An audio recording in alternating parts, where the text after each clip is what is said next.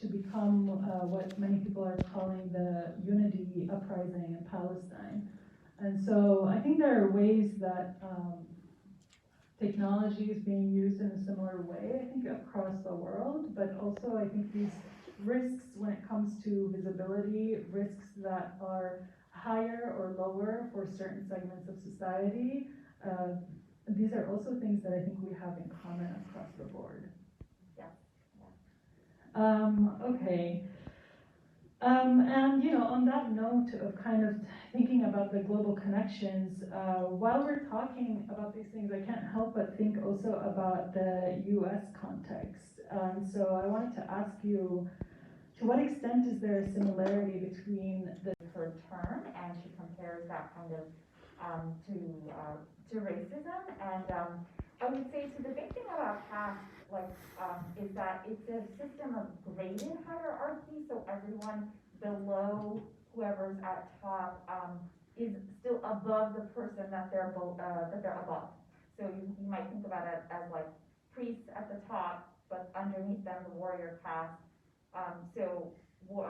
Like warrior caste, you might say, are like, and then underneath them like business caste. So, and then underneath them the enslaved peoples, which are called shudras.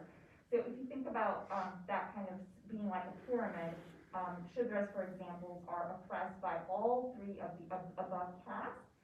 But then shudras also stand above Dalits, which are considered untouchable because we just fall completely outside of that pyramid. And so they're also oppressing the group below them. And then so for Dalit folks, you have oppression coming from 4 different layers. And it gets more complex. But I would say that in terms of kind of relating that to race system, really, we could think about like racism, which is a very general term of the hierarchy that's being practiced, being rooted in anti-blackness. And I would say that caste system is rooted really in untouchability. So then you have, let's say, for example, you might have like, just race privilege wise, you might have white folks at the top, and then you might have people of color, this very like colonial way of really of lumping everybody that's not white together as if there's no internal hierarchy. So, but you could think about like, let's say maybe Asians and Indians in the US do like much better, for example, than folks who are Black American. So in that way, there's a little bit of gradation also in the race system, I would say. So did I go off topic? No, you did not at all. I also wanted to ask, speaking of the U.S., there's a huge diaspora community, Indian diaspora community, both in the U.S. and around the world. Do you know how they have reacted to the film? And also, can you tell us more about also their role or their relationship to the caste system? Yeah, so for the diaspora that's here, for the South Asian diaspora that's here, yeah. So most folks, because of the way our immigration system works, most folks who end up going abroad, whether it's to the US or Australia or Europe, from South Asia tend to be from upper caste communities, because those are the communities that have traditionally had access to education, social networks. So because of the kind of IT boom, and also Dr. Ambedkar, who had set up like the kind of form of affirmative action in India, folks from our communities have had more access to education. And because of that, then you have like maybe I would say like 5 to 10% of the South Asian diaspora, and in any international community is made up from oppressed caste people, so like Dalit folks. I think I haven't seen this movie's up for this Oscar, but like I haven't seen it generate a lot of excitement among the community itself. I mean, among the community I'm from, and I think that's partly due to maybe the filmmaker not being from the community, is my guess. I don't completely know, because there are a lot of other pieces of recent work. There was a movie that was just playing at Apple Cinema, and it's made by someone from the community, and that was, you knew about it all over the U.S. So I guess so it makes a big difference kind of who's controlling the narrative. Not to say that like what they showed wasn't respectful or good, and definitely the characters came shining through, but I think that it's rightful for us to be kind of careful about who's talking about our narrative. Yeah, I think there are ways that the narrative, what I noticed in the movie, especially after watching it a second time today, is that the narrative is framed very much through the gender lens, which I think is great and it's a very important lens, but I feel like there's more happening there. And maybe it wasn't enough to pack into a single movie, but also that's kind of what gets me wondering about what the movie might have looked like if it was made fully by Dalit people who were also producing and directing the movie, because I felt like although it is, a Dalit story, but the caste violence wasn't as overtly expressed or named in this film. And we also see the violence against Muslim people that's kind of like mentioned, but very briefly. And I kind of want to hear more about what you can tell us about that and what's happening in India since then. Yeah, so those are actually some of the two also observations that I made this time watching it around is the gender lens was a bit more prominent than I thought it was.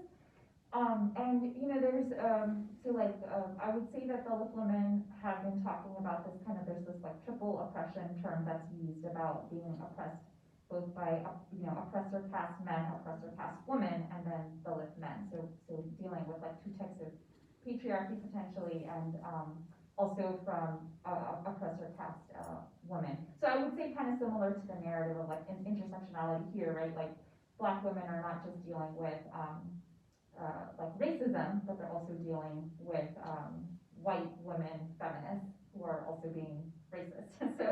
Um, so I think a lot of like marriage that came up a couple times, or maybe Mira's husband saying like, oh, we don't want her to work or whatever, which like first of all didn't seem like super convincing to me, but it was also because actually traditionally in our communities, women do work because of the way caste is organized, like spiritually, economically, politically. There's really no option for women in our communities to not work. So traditionally, that's a thing. So for him to kind of say this thing about like that's a very actually oppressor casting is to say like women shouldn't be working or they're supposed to be doing domestic work, but that's like not our narrative. So that's like another place where I think they tried to make it seem like gender equal, like, oh, women aren't supposed to be working, or they're supposed to be doing work in the house, or this woman who's supposed to get married. But if you look across caste, women from any caste are dealing with the same issues. So I didn't really feel like that kind of narrowed down on like what are Dalit women's issues. And then yeah, I actually, just in terms of where Muslim folks fit into the whole narrative, really, there was that image of them burning some guy, like that stick figure guy with wearing like green pants. So that's really a stand-in for a Muslim person, because green related to green somehow represents Muslim folks. So I think that one they didn't make that explicit. And then there was another moment, which I can't really remember. I think it was the same youth leader whose name I forget with the sword, who's very dramatically like, Muslim people want to kill me, that's why I carry my sword around, something like that. Right, and then having the cow then become this representation, which like that's actually the first time I've so explicitly heard such a crazy statement, like the cow represents like 330 million dogs or whatever. And that's really both, again, like that's really both an so beef becomes a big point for like untouchability. So over 3 years, beef has come to like represent like an impure thing, both to eat, because the cow has become made so holy, because Muslims eat beef, but so do the communities. And I think really when we're talking about like BJP being a right-wing government, there's like this split in the narrative, like what are we really talking about? And it's both anti-Muslim, which is terrible, because in India we have like the largest Muslim population, and it's also anti-Dalit, but like those two things, it's hard to, we're working, I think in the movement we're working on connecting those two things. And that was something that was not made explicit here, but that's why like the BJP really is dangerous, or right-wing movements are like very dangerous for the majority of the country. Yeah, the other thing that I kind of noticed just by rewatching it today is kind of the imperial framework that they are thinking through when Modi is giving a speech and he's talking about India rising as a global superpower and things like that. So that might be that way of thinking of like how to rise to power might be another similar thing that we see across the U.S. And actually, that leads me smoothly into our last couple of questions, and then we're going to open it up for your questions, so start thinking. So speaking of the similarities, kind of an intersections of oppression across the world, the movie ends almost around that scene with the BJP, the right-wing political party in India, winning elections for the first time, and then they won for the second time. And while this party is unique to India, but we can see this as part of a global trend of right-wing nationalist parties and movements gaining more and more power around the world. And at the same time, we live in this increasingly connected world, and there are connections in the struggles that we all have against oppression. So this goes from the oppression that we watch today of the Dalit community in India to militarization in Kashmir, which they don't really talk about, but they do visit Kashmir very briefly, to anti-racist movements across the US and anti-colonial movements in Palestine. So I want to ask you, what are some of the ways that these issues intersect, and how have we in the past, or do we come together in solidarity? Yeah, so hopefully you'll answer some of that question too, Salafa, because I think we've had such great conversation about that. But one thing I wanted to just mention about like why it's important for us, for like, for example, both Dalit and Muslim communities to be standing together. So really, if you think about, so again, if you're thinking kind of about like in a race construct, really, some things, so this is not about people, but as systems, for example, whiteness is the opposite of blackness, right? So, for example, in India, if you have a couple, let's say like no, let me try to make this more concise. Islam kind of stands as the anti-Hinduism, right? So Islam becomes automatically a huge enemy. And what's going on with those folks is that we are kind of claimed under the Hindu fold and put outside of it. So both of us are the other. And so both of us really are targeted. That's one thing. And I think really I would, I don't think this is like talked about much, and maybe I'm gonna, I don't know, this is a lot to say, but I think right now if you see what kind of India is doing in Kashmir, which is essentially just colonizing Kashmir, that's kind of rooted in its colonization of India itself, right? Like this concept of India where like all these different people, and making those of us who have resisted that order into like untouchables or whatever else. So I would say those are the connections, but I definitely want, like, I just feel like it would be amiss if we couldn't connect like both Kashmir to Palestine and how that has to do with kind of, colonial projects in general. Yeah, I mean, the first thing that comes to my mind when I think about that is the Black Lives Matter movement when it sprung in Ferguson. There was actually like increased awareness about the way that police forces in the US and IDF forces, that's the Israeli Defense, or IOF if you want, Israeli Occupation Forces, train together and exchange both weapons and methods to arrest people and to torture people. So that's one thing. The other thing is that many of the activists in the Black Lives Matter movement at that time, I think it was 2012 and then 2016, in Ferguson, were also Palestinian or Palestinian rights activists. So if they weren't Palestinian American themselves, then they were also activists for Palestine. So, and these exchanges did not start there at all. It goes back, like the earliest that I know about without actually studying this, I think in the 60s, the Black Panther Party was visiting Algeria, and there was a very big moment there where they met Palestinian liberation leaders and sort of cemented that relationship between the Palestinian liberation movement and the movement against anti-Black racism in the US. And so these solidarity movements, I think, have been at the core of, for me as a Palestinian, at the core of the struggle, and bringing forth kind of the present moment and the people around me who are also activists and organizers for the Palestinian cause. Our education is also so much reliant on education through Black writers and educators, people who are also activists, people like Cornel West, Angela Davis, like the usual suspects that you might think about. So the Palestinian activists that are in my circle are definitely kind of reading and listening to these books. And yeah, to take us back sort of kind of to the intersectionality point that we were talking about earlier.